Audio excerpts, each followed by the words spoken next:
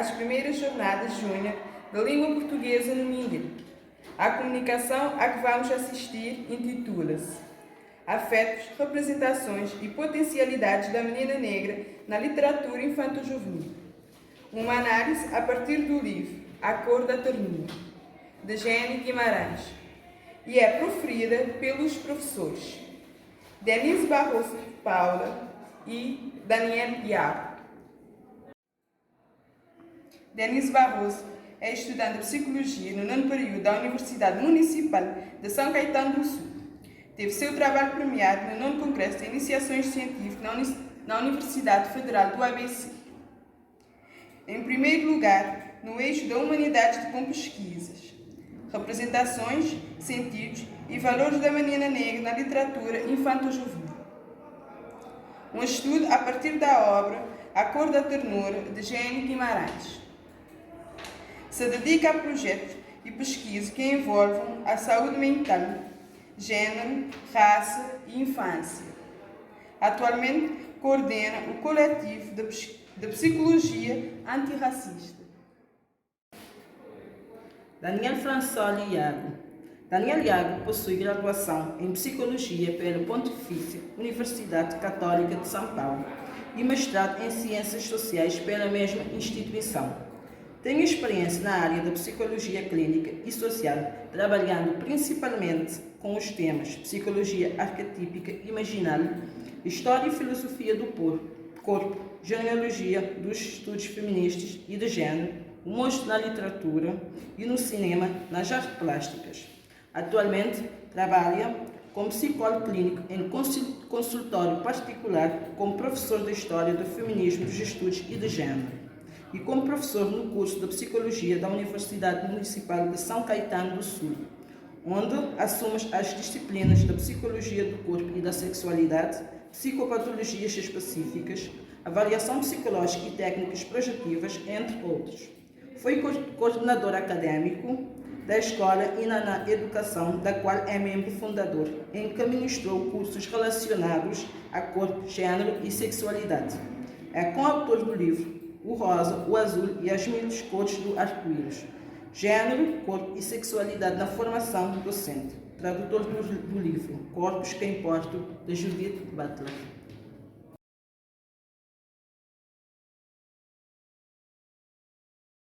Oi, meu nome é Denise Barroso de Paula, eu tenho 21 anos e eu sou estudante de Psicologia. Essa pesquisa que a gente vai falar hoje, ela foi orientada pelo Daniel Iago e desde então eu ando utilizando da psicologia para debater negritude, como por exemplo com o meu coletivo Ori. Olá, meu nome é Daniel Fransoli Iago, sou psicólogo clínico, professor de psicologia e tradutor. Atualmente trabalho na Universidade de São Caetano do Sul, ministrando aulas sobre corpo, gênero, sexualidade e psicopatologia. Nosso trabalho tem como título Afetos, Representações e Potencialidades da Menina Negra na Literatura Infanto-Juvenil, uma análise a partir do livro A Cor da Ternura, de Jenny Guimarães. E como o próprio nome sugere, viemos com uma ideia diferente da menina negra que costuma ser oculta, embranquecida ou estereotipada na literatura infanto-juvenil. Era uma vez. Após essa frase conhecida e célebre, muitos contos narram histórias fantásticas de personagens mágicas e arquetípicas que há séculos povoam o imaginário infanto-juvenil. As princesas são frequentemente bondosas, bonitas, corajosas, assim como os príncipes são elegantes, fortes e protetores. Há algo, contudo, que o mesmo imaginário com igual frequência negligencia. Essas personagens costumam ser de pele branca. Por várias razões, por séculos, convencionou-se representar as figuras heróicas de ambos os gêneros como brancas e europeias na literatura infanto-juvenil. Shirlene Santos comenta que há uma ausência de pessoas negras em papéis de protagonismo e a proliferação de estereótipos que as sujeitam a funções ora subalternas, ora antagônicas. Segundo Shirlene Santos, tal representação se deve a uma branquitude pressuposta na própria identidade artística dos muitos escritores dessas histórias. Para quem a única possibilidade de representação da negritude e do corpo negro é a caricatura, que não acessa a subjetividade negra, não a contempla em sua complexidade e a marca com estigmas e preconceitos. De acordo com Alcaraz e Marques, O homem adulto dessas histórias é proveniente dos estratos médios e superiores da população e é tido como representante máximo da espécie, tendo o privilégio de ser protagonista de seu próprio drama. Os efeitos de tais narrativas, tendo em vista sua importância sócio-histórica cultural na infância e na educação infanto-juvenil, é o de formar identidades. Entretanto, essas histórias acabam por naturalizar marcas sociais de desigualdade de forma pejorativa no cerne do indivíduo. Tal influência nas crianças negras pode ser ainda mais problemática, na medida em que é nelas que a marca da inferioridade naturalizada permanece, promovendo auto-ódio. O efeito prático de tais representações na criança pode ser sentido no resultado do experimento de psicologia social Doll Test, realizado em 1939 por Clark Clark, em que crianças brancas e negras escolhem entre duas bonecas e atribuem definições de boa, de má, de bonita e de feia, assim como assinalam quais se identificam mais. Durante o experimento, observa-se que as próprias crianças negras consideram que bonecas negras são as mais feias e más, mesmo se achando parecidas com elas. Com isso, é importante compreender que na sociedade brasileira, a identidade negra foi integrada em perspectivas negativas de seu corpo para a justificativa de escravidão do corpo negro, na tentativa de encobrir intenções econômicas e políticas com a mera pretensão de lucro e poder. Marcas corporais, como cor de pele, cabelo e nariz, servem de argumento da supremacia branca europeia que persiste até hoje nos dias atuais. O corpo passa a ser fonte de expressão da identidade e das diferenças corporais que, embora muitas vezes estereotipada e não condizente com a realidade, produz efeito sobre a pessoa negra e também sobre o imaginário coletivo, orientando assim as relações sociais e percepções sobre si mesmo. No que diz respeito às teorias raciais pseudocientíficas, pode-se afirmar que elas contribuíram para instaurar estereótipos raciais nas esferas sociais, políticas, econômicas e artísticas. Por essa razão, é importante saber como as teorias raciais fundamentaram a base dos estereótipos que se perpetuam até hoje no caso das populações não brancas, tais como adjetivos degenerados, primitivos, promíscuos, criminosos e inferiores, e que afetaram diretamente as produções literárias destinadas ao público infantil. Pode-se dizer que o olhar do branco sobre o negro estabeleceu seus missionários, soldados, seus feitores que direta ou indiretamente interviram na vida da população negra, mudando assim as relações existentes nas culturas. Um dos efeitos disso foi a pessoa negra criar uma máscara branca para si como maneira de esquivar-se de sua condição colonial, tal como Fanon, em seu livro Pele Negra, Máscaras Brancas, versa. Tal conceito é essencialmente multifacetado, visto que se beneficia de muitos olhares das mais diversas disciplinas, e todas estão afinadas em um mesmo objetivo em comum: a valorização da existência negra, do saber negro, do corpo negro, da cultura negra. No campo político, a negritude serve como base para um movimento organizado em pautas políticas. Na cultura, é um campo de valorização de todas as formas de manifestação das culturas de matriz africana e o seu sincretismo. Já no campo existencial, a negritude tem como propósito introduzir ao homem negro uma consciência racial, que expõe a condição do sujeito explorado e alienado no decorrer de sua própria vida. Para tanto, tentativas de superação da cultura colonial são necessárias e cruciais que existam. Enfim, uma reconceitualização de uma narrativa que foi narrada pelo olhar do branco e que fez com que a narrativa dos dissonantes fossem silenciadas.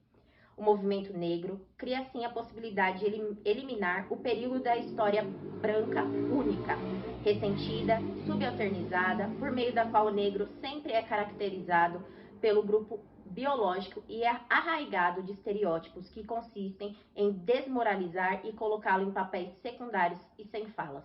O narrador passa então a ter voz e ser protagonista de sua própria narrativa, como Chimamanda diz. O movimento cresce a partir da ideia de mudar o termo negrê, utilizado para ofender ou desqualificar o negro, visando reverter o sentido pejorativo da palavra negritude e lhe conferindo uma conotação positiva e símbolo de orgulho racial. A revolução também se efetiva através da linguagem. O que antes era feito para desmoralizar vira uma arma contra o colonizador. Através da ressignificação da palavra, gera-se uma revolução na linguagem e na literatura. A literatura torna-se então uma importante expressão artística de produção e reprodução de imagens acerca dos outros e de si mesmo. Para as mulheres negras, a opressão é ainda maior, pois em conjunto com o racismo, ainda existe o sexismo. As mulheres negras constantemente têm de lutar contra o estereótipo da mulata do carnaval e da sexualização exacerbada que a mídia brasileira insiste em vender, permitindo que o imaginário coletivo perpetue as ideias que mulheres negras são apenas corpos a serem explorados e que a última coisa que servem é serem namoradas ou esposas. Porém, é de extrema importância notar que a solidão da mulher negra é trilhada desde sua infância. A menina negra constantemente sente dificuldades em encontrar amigos, para se encaixar nos diversos ambientes em que é colocada, pois desde pequena as crianças também são ensinadas a reproduzir mitos e estereótipos do imaginário coletivo, sofrendo assim dificuldades para encontrar representações concretas e simbólicas em seu cotidiano. Bombardeada por todos os tipos de informação, a criança negra em seu cotidiano percebe a rejeição de sua etnia, sua cor, das brincadeiras feitas e da diferenciação dos seus colegas perante suas particularidades. Nas rodas de leitura, percebe dolorosamente que as histórias que não possuem personagem com suas feições, como por exemplo a Branca de Neve. E quando alguém se aproxima de ter alguma semelhança, ela não é retratada da maneira mais positiva, e sim por meio de caricaturas que cercam os negros, o preguiçoso, o malandro, o feio, como por exemplo o Saci Pererê, que apesar de ter uma origem indígena, ao ser adaptada à cultura africana, também sofreu posteriormente estereótipos pela cultura branca. O racismo leva as crianças a projetarem suas identidades em conflito com a realidade de seu corpo e de sua trajetória familiar e étnica. A menina negra, ao perceber que seu corpo é diferente dos corpos brancos, repudia seus próprios traços e seu corpo de mulher negra, comprometendo assim a sua autoimagem e, consequentemente, sua autoestima. Tal repúdio é amplificado em razão que os ambientes em que as meninas negras costumam frequentar excluem e negam o direito de pertencimento das meninas negras, e passam a ser os mesmos ambientes que determinam as condições de suas vulnerabilidades. Um estudo realizado pela Universidade de Georgetown Law entrevistou 325 adultos de diferentes etnias, níveis de formação e regiões diferentes dos Estados Unidos. Ao final da pesquisa, houve a conclusão de que a maioria dessas pessoas acreditavam que as meninas negras precisavam de menos proteção, menos acolhimento, que são mais dependentes, menos inocentes e que sabem mais sobre sexo do que meninas brancas. O estudo mostra que o olhar hipersexualizado sobre as mulheres negras é algo estruturado socialmente e que não só mulheres negras convivem com essa distorção de imagem, mas também as meninas negras. Mas apesar das crescentes pesquisas voltadas para a raça, a reflexão teórica sobre os processos de exclusão racial na construção da identidade das meninas negras ainda é escassa. Esse quadro vem se diferenciando nos últimos tempos, mas está longe de se bastar. As novas produções mostram como as relações raciais possuem efeitos na subjetividade e como são produtoras de sofrimento psíquico para os indivíduos. Por muito tempo, o próprio olhar da temática infantil foi invisibilizado. Poucas pesquisas focaram na temática da infância, pois antes não existia um olhar especializado na criança, enxergada apenas como uma miniatura do adulto. Com novas reivindicações da sociedade civil, entre as quais a própria instituição do Estatuto da Criança e do Adolescente, diversos estudos passaram a focar na infância, pensando na criança enquanto sujeito. Mas, como dissemos, tal marco foi conquistado. Segundo Fulvio Rosenberg, a própria história da literatura infantil segue junto do próprio conceito de infância, que só veio a surgir no final do século XVII como um conceito criado pela nova classe social existente na Europa, a burguesia. Antes disso, não existia o conceito de infância, muito menos livros voltados para a mesma. Foi por meio dessa iniciativa que a criança ganha uma nova posição e um novo interesse de investimento em educação e transmissão de valores. A literatura infantil nasce justamente com o intuito de transmitir os novos valores da família padrão burguesa. Sousa define literatura infantil como um dos aspectos da literatura dentre as várias modalidades artísticas. Isto é a literatura uma das expressões principais que se preocupa com histórias para crianças. É a forma literária voltada para a subjetividade infantil, com vocabulário adequado ao conhecimento e à compreensão da criança. A literatura, como toda arte, traz consigo expressões do pensamento vigente da época. É importante perceber que os produtos artísticos produzidos por autores consagrados do passado, como no caso do Brasil, Monteiro Lobato em seu conto A Negrinha, não se furtavam a trazer seus próprios estigmas preconceituosos à baila de sua literatura. Livros históricos da formação nacional foram majoritariamente escritos por autores cujo ideal de branquitude defendia uma visão reducionista e escravocrata da pessoa negra. Essa formação, como pessoas e cidadãos, dá-se numa sociedade que se considera essencialmente descendente de europeus e perifericamente de índios, negros e de outros grupos. O termo utilizado para se referir à menina se utiliza do sufixo inha, um tratamento pejorativo dado à personagem ao longo da trama, ao ser representada como uma pobre órfã de 7 anos. Cito Monteiro Lobato. Preta? Não. Fusca. Mulatinha escura, de cabelos russos e olhos assustados. Com essa descrição, é possível observar não só as características físicas, mas também sua condição social e seu estado psicológico. Lobato situa a história da negrinha em um tempo em que a escravidão havia sido abolida por lei, mas leis não têm força para abolir costumes culturais, como diria Binhoto. É possível perceber que, para Inácia, mesmo depois da abolição da escravatura, negrinha continuava a ser escrava. A menina carrega consigo o estigma de Dona Inácia e a violência marcada em seu corpo pelas agressões físicas, verbais e castigos. Cito novamente Monteiro Lobato. Batiam-lhe sempre, por ação ou omissão, pestinha, diabo, coruja, barata descascada, bruxa, pata-choca, pinto gorado, mosca morta, sujeira, bisca, trapo, cachorrinha, coisa ruim, lixo. Não tinha conta o número de apelidos que a mimoseavam. O corpo de negrinha era tatuado de sinais, cicatrizes e vergões. Batiam nele os da casa todos os dias, houvesse ou não motivo. Retornando. A representação animalesca é outra característica que notamos. A menina negra não é considerada como um ser humano, mas como um animal incivilizado que necessita ser domesticado, como Lobato novamente descreve. Abre aspas. Assim cresceu negrinha, magra, atrofiada, com os olhos eternamente assustados.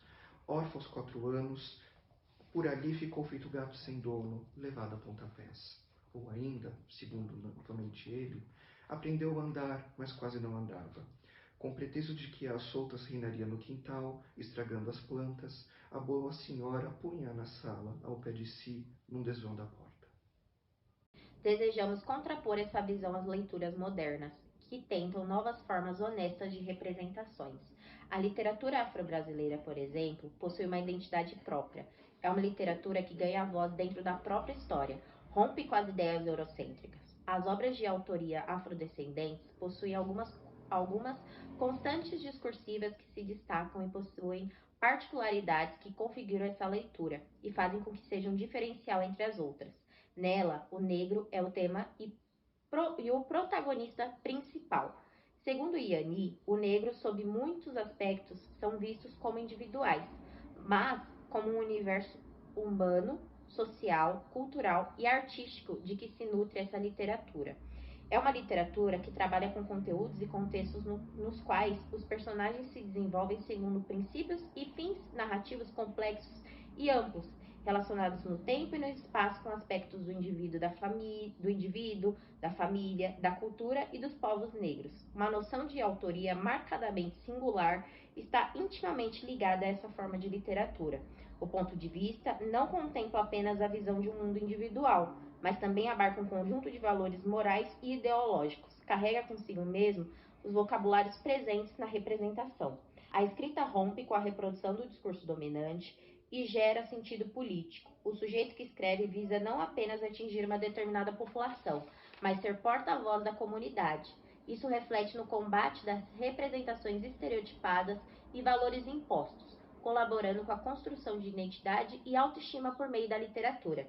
A literatura de autoria afrodescendente, que hoje se afirma cada vez mais, se caracteriza pela positividade do ser negro, de ser homem, mulher, negra, de se reconhecer em nosso cenário social a cultura de seus ancestrais e vê-la como parte formadora da nossa sociedade, valorizando como elemento cultural e denunciando de forma explicitamente e militante a discriminação contemporânea.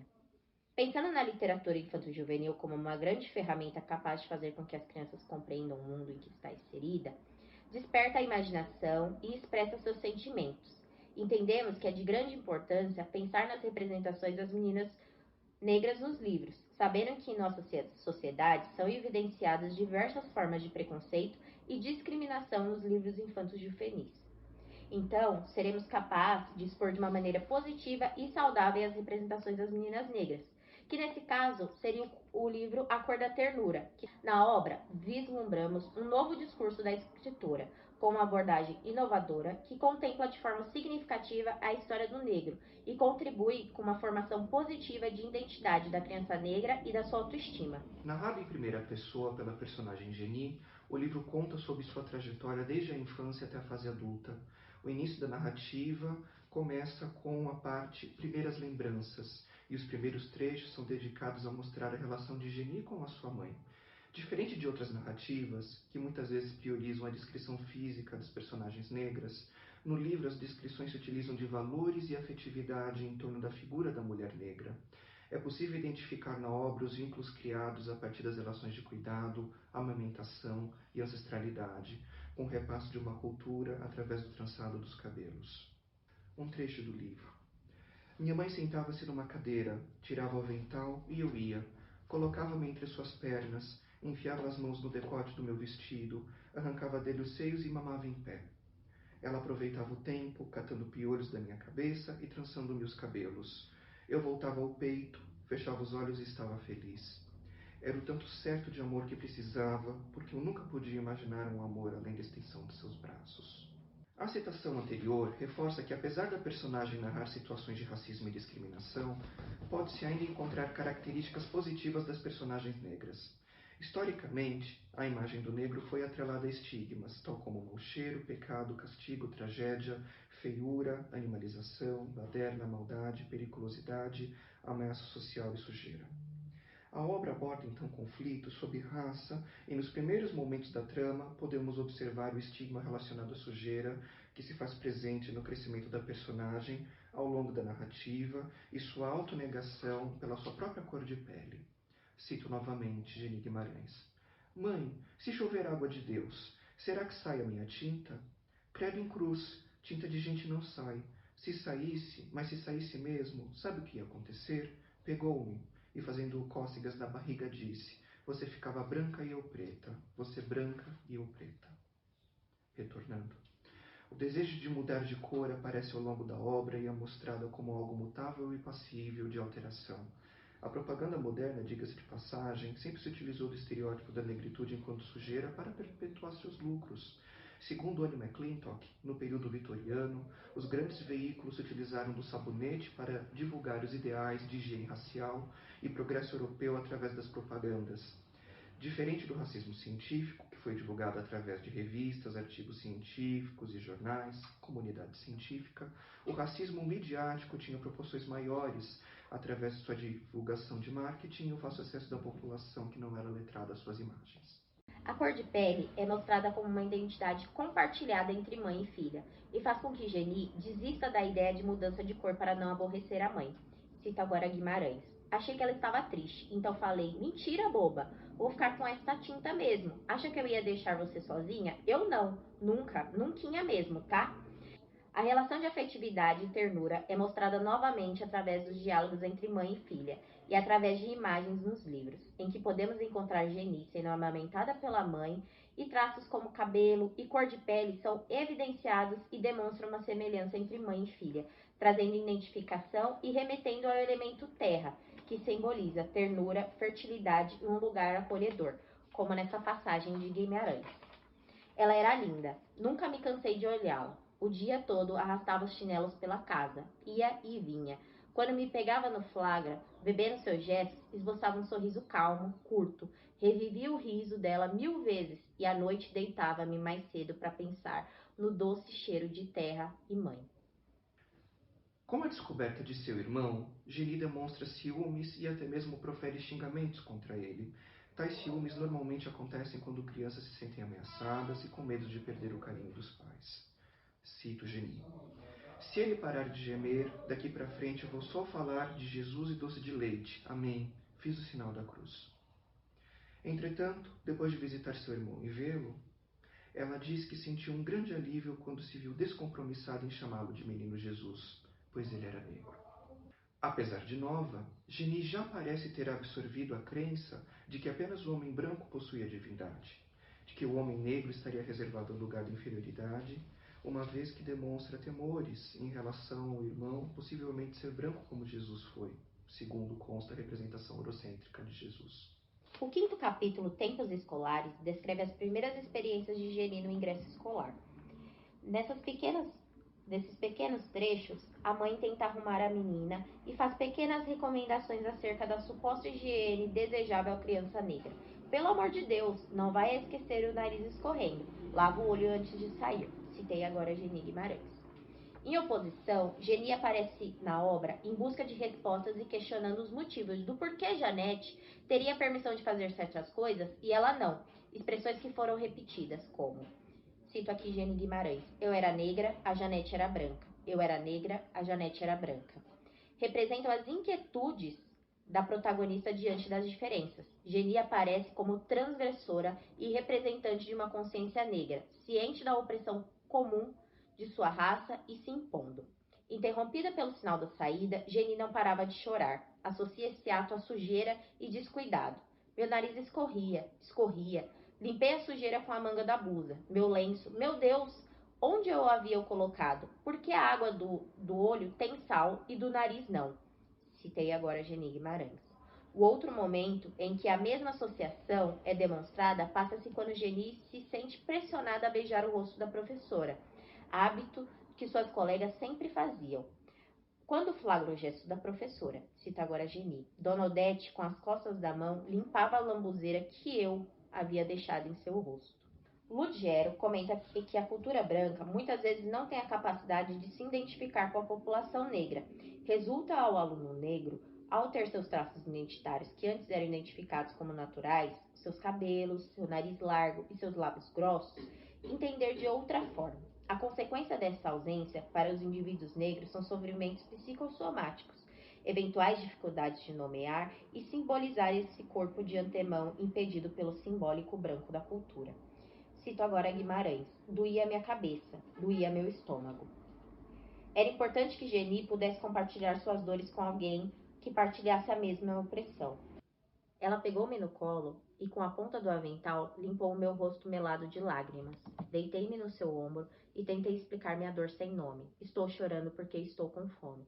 A dor sem nome de Geni é que ela não conseguia verbalizar, bem poderia ser o racismo que a protagonista aprenderia a lutar mais adiante. Ações como a tentativa de remoção da cor através do pó dos tijolos, o questionamento se poderia ser possível a chuva lhe tirar a cor ou a queima de feijões pretos nas labaredas, são momentos que enfatizam o desespero de Geni contra si própria, momentos esses que também são terrivelmente importantes na construção da consciência de si e de sua cor. Cito Guimarães. Dentro de uma semana, na perna só uns riscos denunciavam a violência contra mim, de mim mesma. Só ficaram as chagas da alma esperando o remédio do tempo e a justiça dos homens. Retorna ao texto. É possível perceber o reconhecimento de Geni pela violência cometida contra si mesma, nos quais sentimentos de cor provocados pelo racismo e preconceito são igualmente levados em consideração. Estes são episódios de automutilação, em que se nota um aumento de sofrimento pelas questões corporais anteriormente mencionadas. Livrar-se de sua cor, mesmo que por um momento, se torna a metáfora de se livrar também de um sofrimento racial. Já cursando o ginásio e voltando para casa, Geni adiante se depara novamente com uma situação de preconceito. Cito novamente o livro. Não tenho nada com isso, mas vocês de cor são feitos de ferro, o lugar de vocês é dar duro na lavoura. Além de tudo, estudar filha besteira. Este comentário que Geni ouve nos leva a uma breve reflexão acerca do passado, em que pessoas negras eram restringidas por lei a frequentarem as escolas, ao menos no caso do Brasil, enquanto que aos brancos era reservado o lugar da educação. A realidade de hoje não é diferente, em certa medida, pois negros continuam ocupando os maiores números de evasão escolar no nosso país e poucos têm acesso à educação superior. Tal comentário também reforça a lógica de colonização que, ao negro, a única função cabível seria a do trabalho braçal, sendo inexistente a possibilidade do exercício intelectual. O último capítulo, Força Flutuante, mostra a trajetória de Geni Guimarães em busca de exercer a profissão do ensino e outros desafios que acompanham por ser uma mulher negra. A personagem consegue uma vaga em uma escola, atuando como substituta para o ano inteiro, dando aulas pela primeira série, pela falta de professores com interesse ao atuarem com alunos menores. No pátio, Geni já suporta o peso do primeiro autorracismo na profissão. Cito agora Guimarães. Tentando engolir o coração para fazê-lo voltar ao peito. Suportei o olhar duvidoso da diretora e das mães, que, incrédulas, cochichavam e me despiam em intenções veladas. Mesmo com o diploma nas mãos, os problemas da narradora não param por aí. Só faltaram me pedir o certificado de conclusão, para simples conferência. O racismo, ele aparece novamente, não através das palavras, mas por olhares que acabam mostrando seu caráter velado. Os olhares mostram a não aceitação por parte da diretoria, dos pais e dos alunos, que duvidam da sua capacidade profissional devido à cor de pele. Ao bater o alarme e caminharem para a sala, uma das alunas ficou para trás. Uma menina clara, linda, terna, empacou na porta e se pôs a chorar baixinho. Eu tenho medo de professora preta, disse-me ela, simples e puramente. O discurso da pequena já parece ser alinhado a discursos que associam negros à maldade, sujeira, inferioridade, macriação, estupidez e são disseminados livremente por gerações e acabam sendo absorvidos até mesmo pelas crianças. Tentando convencer a pequena a entrar na aula, Geni é interrompida pela professora. Vou contar a história de Fada e o que aconteceu era a diretora, que devido ao policiamento chegou na hora H. Ao contar o que ocorreu para a professora, acaba colaborando para que o racismo seja um assunto evitado e intocável, em vez de questionar e pensar em soluções educativas para a aluna. Citando Guimarães, não faz mal, eu a coloco na classe de outra professora de primeira. A mudança seria de uma professora de primeira série ou de primeira categoria? Quando transferi-la para a sala de uma professora branca, diante da situação em que a diretora sugere a mudança da aluna, Geni acaba propondo uma solução. Por favor, deixe-me que possamos nos conhecer. Se até a hora da saída ela não entrar, amanhã se é a hora pode levá-la. A diretora aceitou a proposta e saiu apressada. Perante as duas situações que colocam sua cor de pele em momentos de tensão, Geni percebe, cito agora Guimarães, que era muito tempo para provar a tão nova gente a minha igualdade e competência, mas de algum jeito deveria existir. Eu precisava por mim e por ela. Esses são os momentos nos quais a afirmação e consciência racial e a luta se fazem presentes. Geni mostra que consegue, que sua pele não é uma limitação e que ela possui tanta capacidade para ocupar esse lugar quanto qualquer outra pessoa. A ternura a qual se refere o livro vai além das relações de afetividade da família. Encontrada nas situações de adversidade, as vivências da narradora são mostradas de forma em que as experiências positivas se sobressaem perante as experiências negativas. Mas ainda assim, os momentos difíceis são tratados com ternura e leveza em prol da construção positiva de uma identidade e uma autoestima. Geni aproveita a hora do recreio para tentar atrair a atenção da aluna, pede-lhe então um pedaço de seu lanche e faz um pedido. Cito: gostaria que você entrasse na classe depois. Assim você senta na minha cadeira e toma conta da minha bolsa enquanto eu trabalho. Sem esperar nenhuma resposta da menina, Geni sai de cena e retorna para a classe mais tarde, encontrando a aluna ao lado de sua cadeira. Durante a aula, a menina auxilia Geni com suas tarefas e fazendo as atividades pedidas. Em nossa trajetória de vida, somos capazes de assumir diferentes papéis e identidades, sendo esses elementos dinâmicos e não previsíveis ao longo de uma história. É possível equiparar as mudanças ocorridas entre os primeiros capítulos e os últimos. Se antes Geni negava sua identidade étnico-racial, agora com as situações de adversidade, ela insurge e luta contra atitudes de preconceito e discriminações proporcionadas pela classe dominante. E sentimentos placentários escapam do útero das minhas raízes, grafaram as leis regentes de todos os meus dias. Sou desde ontem da minha infância bagagem esfolada, curando feridas de arquitetar conteúdo para o cofre dos redutos. Messias dos meus jeitos, sou pastora do meu povo, cumprindo o prazeroso direito e o dever de conduzi-lo para lugares de harmonias. Meu pote de armas tenho descoberto em limpo entre, em cima, embaixo e no meio do cordel das palavras. O final do livro é justamente uma síntese de toda a condução do livro. A ternura é o principal elemento explorado e é utilizada para retratar situações tão difíceis durante a trama. A ternura do livro se torna um afeto político e arma através de gestos e palavras, e não apenas a possibilidade de ressignificação pessoal e busca de autoestima, mas muito além, quando é capaz de mudar todo o espaço ao redor através de atitudes de afeto.